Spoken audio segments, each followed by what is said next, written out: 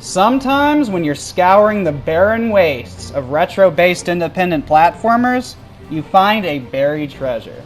For those with a taste for 90s to early 2000s era platformers, specifically the likes of Spyro and Jak and Dexter, you will be right at home with Flynn and Freckles, a pirate-themed old-school platformer that may be rough around its edges, but at its core is a fun and challenging adventure. You start out on an island with a couple of mini-quests to solve. This portion of the game has a very distinct Legend of Zelda vibe, right down to collecting runaway chickens and, of course, mowing the lawn for gold coins. This is where you'll learn the game's platforming mechanics, which require decent reaction timing. Those with a passion for games of this nature will have little difficulty. Those accustomed to the more accessible platforming of modern games will find a worthy challenge.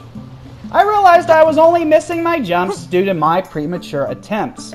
I never felt that the game was unfairly causing me to miss any jump. However, that is not to say the game is easy, as it does not hold your hand. You will receive little to no guidance in your objectives or in the game's simple yet deceivingly challenging puzzles. The story is a simple one, and it does lack voiceovers with the exception of grunts and the occasional hello. Thankfully, the writing is quite charming, with characters that are cute, clever, and jokes that land surprisingly well. Flynn Freckles does not attempt to reinvent the wheel in any way. Rather, it simply tries to take a well-loved genre that does not get the same attention it once did and pay homage to it. The visuals are easily the game's best asset, as the levels are stunning, warm, and ultimately joyful to traverse through. Some of the jumping puzzles can be a bit confusing at first. One that has you attempting to light pillars by leaping on them can be quite the brain teaser. Yet none of them were ever frustrating to crack, they just took a bit of time and mental energy. Admittedly, the game does require a bit of trial and error to uncover the solutions for the puzzles. But that is part and parcel for these kind of games. Of course, what would any good platformer be without a whimsical and enduring score? The music may be simple, but it is exceedingly well crafted and makes exploring the expertly crafted levels a pure delight. Combat is extremely simple. One button dodging, one button to attack with a spin attack and some basic light combos. Though diverse, interesting, and lively enemy design crafts encounters which are far more exciting than one would ever expect in this style of game. The boss fights are definite standouts, both in their mechanics and art design. The attack animations, patterns, and arena designs made for some extremely enthralling conflicts.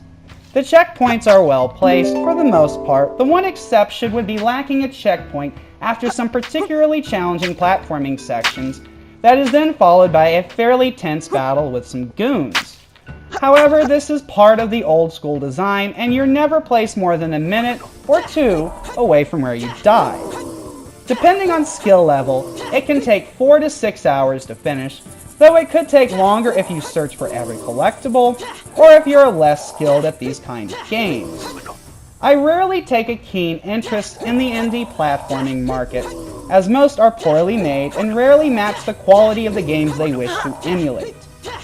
Flynn Freckles by Rookie Hero Games is one of those rare experiences that manages to be as good as the games the creators clearly love so much. The only fault that I found within the game was that some of the English written text was poorly translated. Never enough to lose sense of what is going on, but enough to be noticed. This is actually a major feat though, given the small 4-man team that is responsible for the game, and it is due to the original language being translated into English. I have been burned by so many games like this before, and I was skeptical of how this would turn out. I loved the art style when I first saw it, but I kept thinking of all the failed attempts at recreating these kind of games. Then I sat down and finally played the thing, and I was in for a real treat. If you enjoy this genre and miss playing games like this, don't pass this one up. It may not appeal to those with a limited interest in platformers, yet for fans, this is a true treasure. So yo-ho mateys, and enjoy this one. Thanks for watching and stay tuned for my next review.